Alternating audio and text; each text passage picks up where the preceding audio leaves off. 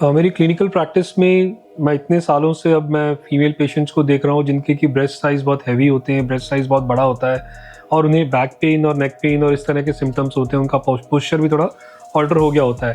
तो वो जब प्लान करते हैं इसके लिए ब्रेस्ट रिडक्शन सर्जरी का, तो एक सिग्निफिकेंट नंबर ऑफ पेशेंट्स, जैसे काफ़ी पेशेंट्स जो मेरे पास आते हैं ब्रेस्ट रिडक्शन के, उनमें से एक सिग्निफिकेंट नंबर ऑफ पेशेंट्स और उनके फैमिली मेम्बर्स कंसर्न रहते हैं कि ब्रेस्ट रिडक्शन सर्जरी में निपल जो है, निपल एरियोला कॉम्प्लेक्स जो है, उसकी पोजीशन क्या रहेगी, उसकी शेप क्या रहेगी, वो किस लेवल पे आएगा। जब भी हम ब्रेस्ट रिडक्शन सर्जरी प्लान करते हैं तो निपल जो है उसकी पोजीशन एक इंफ्रामेमरी फोल्ड जो होता है हमारी ब्रेस्ट के नीचे का फोल्ड, उससे स्लाइटली थोड़ा नीचे रखते हैं और एक स्पेसिफिक डिस्टेंस पे रखते हैं स्टर्नल नॉच से, सो दैट कि एक नेचुरल लुकिंग और राउंड ब्रेस्ट की शेप अचीव की जा सके, normal looking nipple areola complex position as well.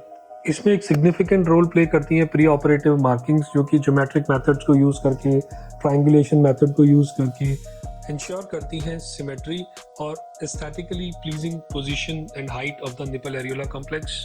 और इस प्रॉपर प्लानिंग से आप अवॉइड कर सकते हैं हाई पोजीशन और low position nipple areola complex. Breast reduction surgery में specifically pertaining to nipple areola complex position क्या एस्थेटिक गोल्स होते हैं।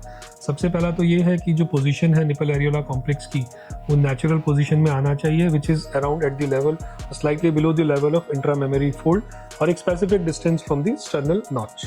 देन सेकेंड थिंग इज दोनों साइड ब्रेस्ट में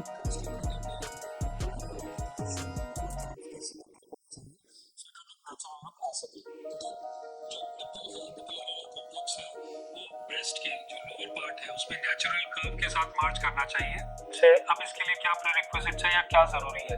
सबसे पहला जरूरी है proper pre operative planning and marking, जो कि अपराइट पोजीशन में पेशेंट की स्टैंडिंग पोजीशन में करनी चाहिए।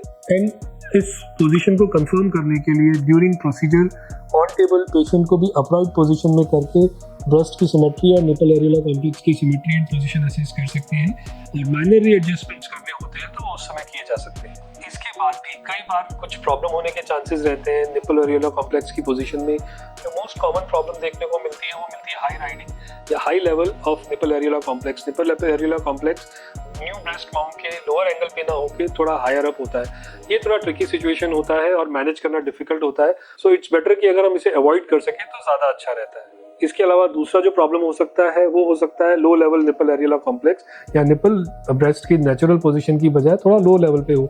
ये डेफिनेटली थोड़ा एक तरह से इजी होता है मैनेज करना, ये इंप्रेशन देता है एक अनसक्सेसफुल प्रोसीजर का। सो ये सब चीज़ें जब डिस्कस होती हैं पेशेंट से और एक्सप्लेन की जाती हैं तो डेफिनेटली पेशेंट एक रियलिस्टिक एक्सपेक्टेशंस के साथ सर्जरी के लिए आता है। और ब्रेस्ट रिडक्शन सर्जरी उन फीमेल्स के लिए जिनका कि ब्रेस्ट साइज़ बहुत बड़ा है, बैक एक शोल्डर पेन जिन्हें रहता है, उनके लिए बहुत ही ग्रेटिफाइंग सर्जरी है और प्रॉपर एक तरह से माइंडसेट चेंज कर देती है और पॉजिटिविटी की तरफ उन्हें लेके जाती है। इस तरह की और जानकारी के लिए आप हमारा चैनल सब्सक्राइब कीजिए और हमें फॉलो करते रहिए।